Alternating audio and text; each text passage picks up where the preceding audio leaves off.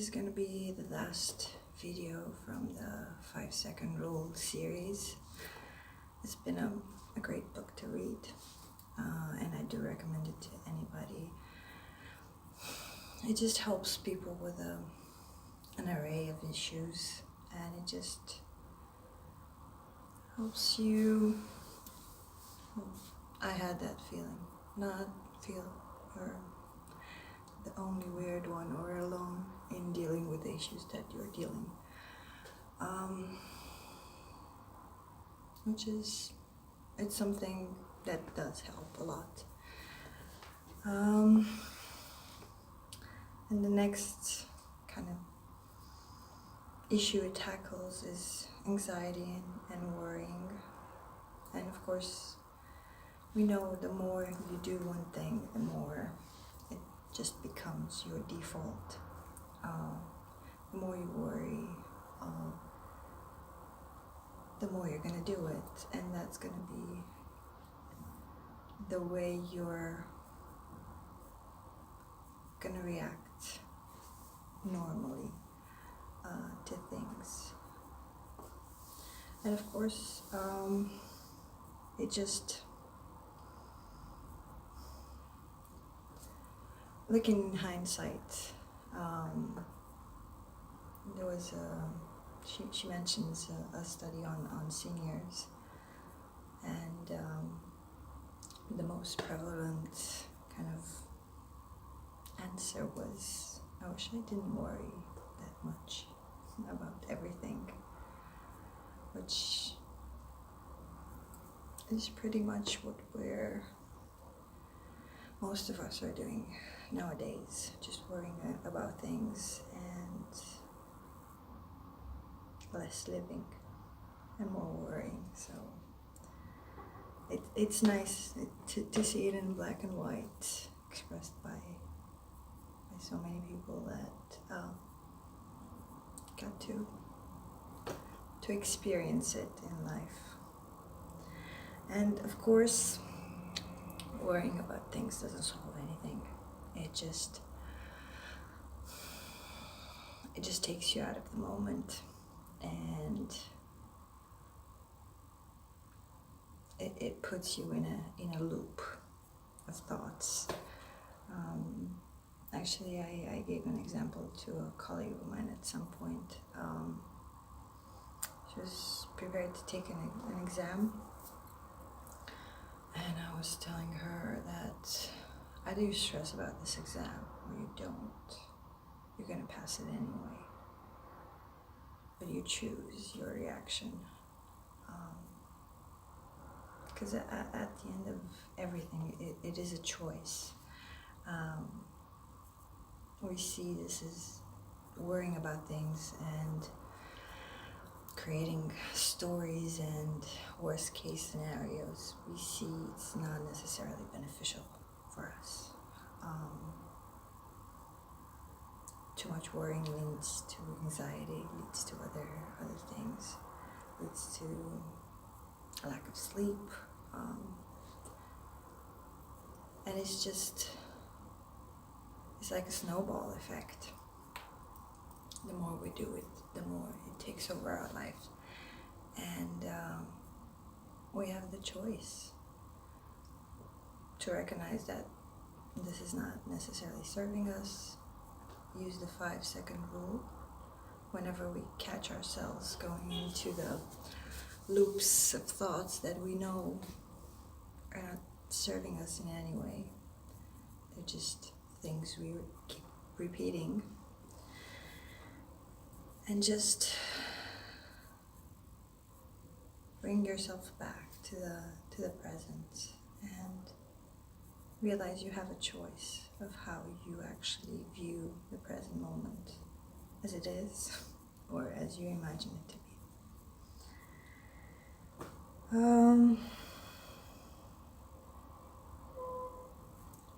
This is an interesting one as well, and there's worry in when good things happen, and I most certainly have experienced this.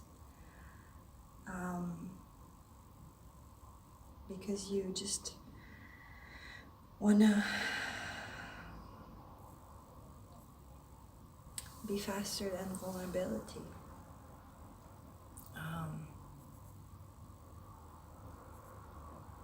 Having good things happen to you when you have a worrying and anxiety mindset is just, it's something out of the norm of your everyday thoughts, and so it's not very easy to take it in. And even if good things do happen in our lives, when we're focused on that mindset, we're just brushing it off. I was giving you the example of the colleague of mine with the exam. 1 week old, she took the exam. She actually passed the exam, and she was, rather than, I don't know, acknowledging it, she was off to the next thing that could happen, that could be far worse. It's just interesting to see the behavior. I've done it, and I still have moments when I do it, but I'm more aware nowadays, and this is what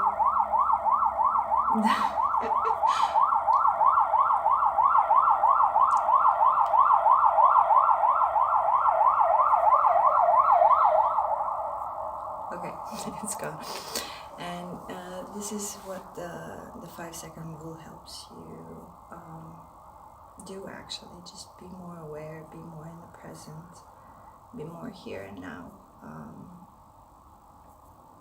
and not let every program and every loop that you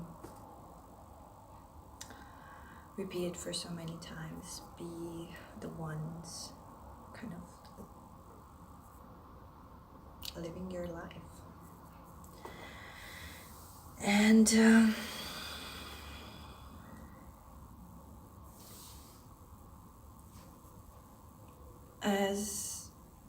as a kind of a way of changing your mind frame about anxiety or worry, actually enthusiasm feels the same way in the body, but it's just the different story we tell ourselves. Next time, just try it. Try to, whenever you're anxious, rather frame it as being excited for the thing that's about to happen, and shift the perspective to a positive one. Try to find a positive aspect of the thing that you're going to do, and just see how it feels. It might not feel as good at first, but it's something to try and to see how it feels and how it shifts your perception. And also using anchoring thoughts whenever we are in an anxiety or a worrying loop. It's just like worst case scenario type of mindset. And using an anchoring thought is just going to the, not necessarily the best case, but a good case scenario. For if you have gone to the worst case scenario loop every time, best case scenario would seem like a very big stretch. So just a good case scenario of the situation you're about to face, or just to reframe your mindset and just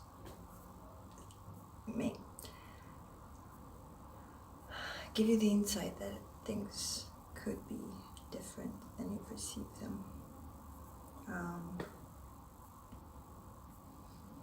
And of course, it's just after really realizing all of it and just working with the 5-second rule and with reframing, you just realize that there's so much lost because we were afraid, or we just kept on worrying. We lost so many moments, and we weren't present there. But it's a good thing that we realize that, because we have the power to change it.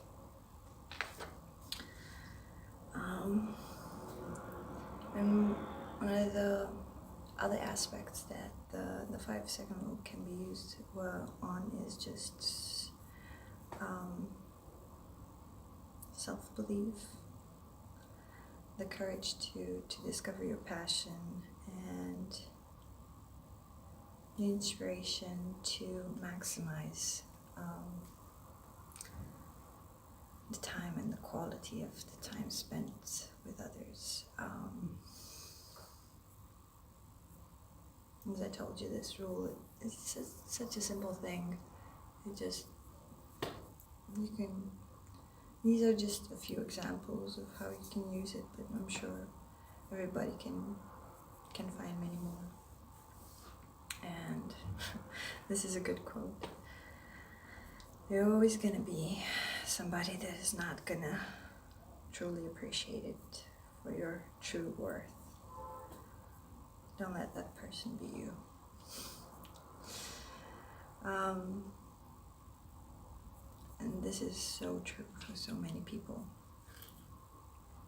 I don't believe necessarily in over-evaluating yourself and pumping yourself up to be a gift from God, even though,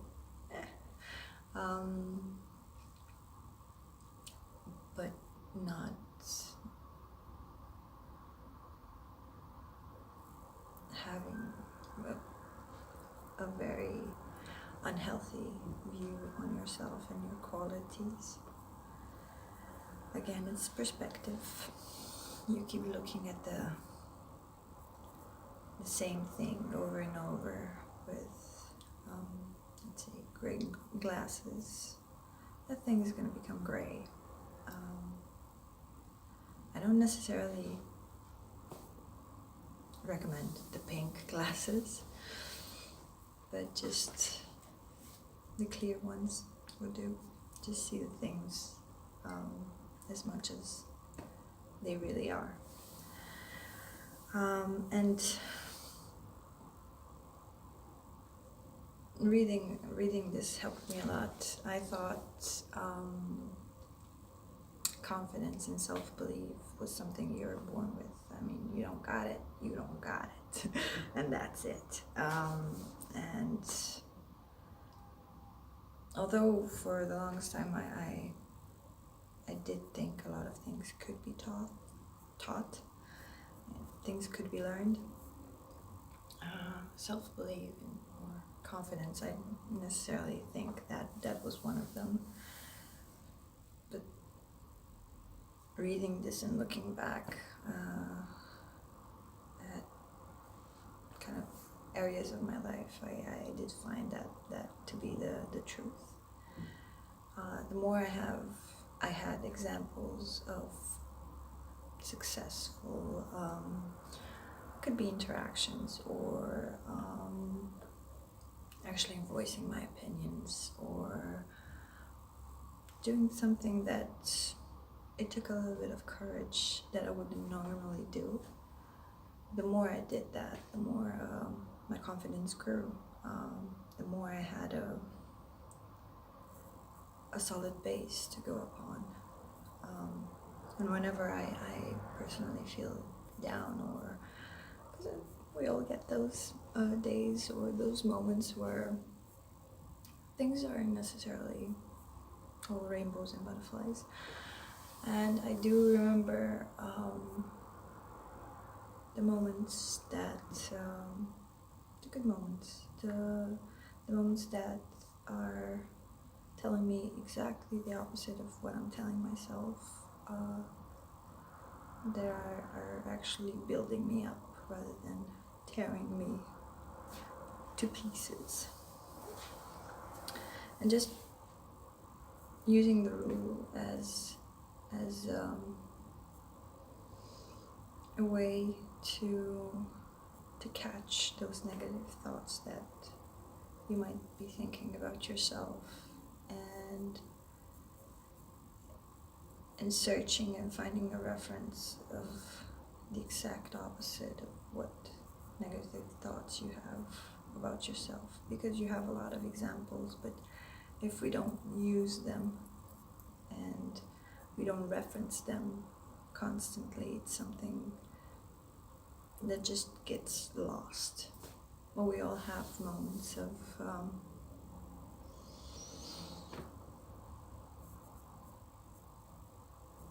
glory, of courage, of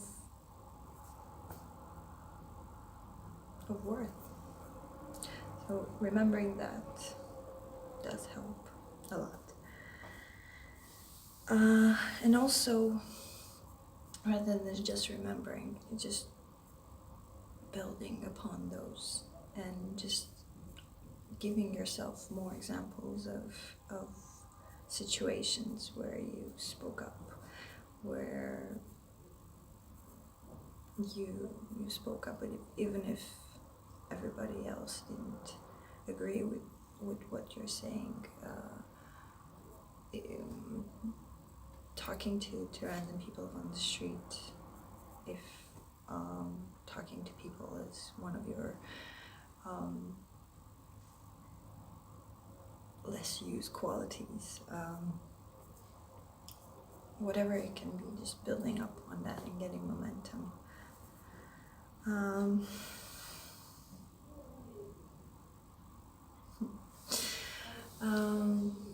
This is another quote. It's funny enough, it's from a study that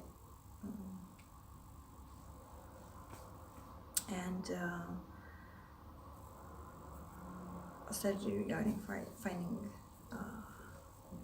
the people's passion, and it says you're similar to so many people, but so different from everybody else. It's something I truly believe. We're more similar than we're different, but we are different.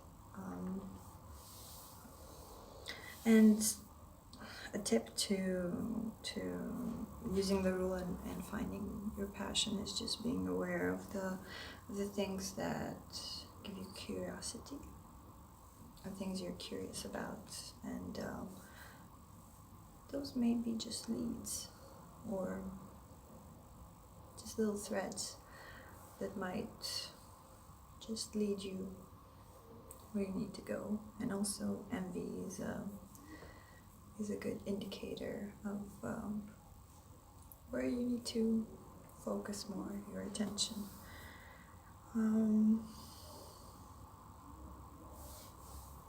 And most likely there are going to be people that are going to tell you you're crazy for going in that direction or that direction. It's just, they're not getting these curiosities and these kind of hints.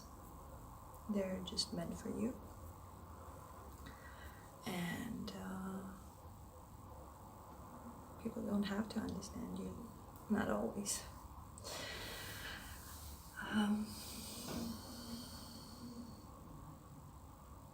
It's an interesting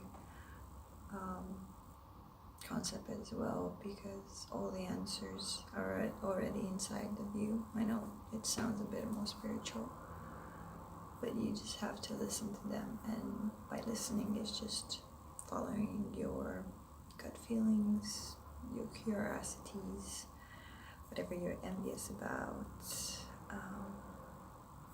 following that rather than what is wrong, what sucks in the world, because there are a lot of reasons. It's not like we're ignoring all that, but it's just focusing only on that can bring you down, and just stifle you.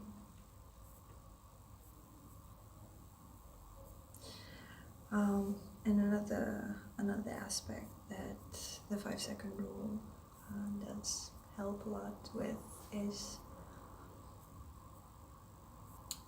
actually letting people know the things that are important, because there might not be another time for you to actually verbalize the things that are important. Could be a random relationship with somebody you know, or it could be with your family. It's just letting people know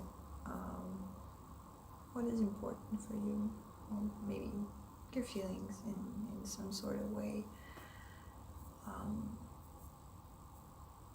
Whatever you think about the situation, having the courage to actually verbalize those things does help. Because we bottle up a lot of these the things that we would like to say to people, and think there's always another time, and sometimes there isn't. Just don't leave anything a regret. And that's it for the 5-second rules. I do recommend the book very much. A lot of stories, a lot of examples of how people used it in the book. Thank you, and have a wonderful day, and see you very soon, actually. Bye.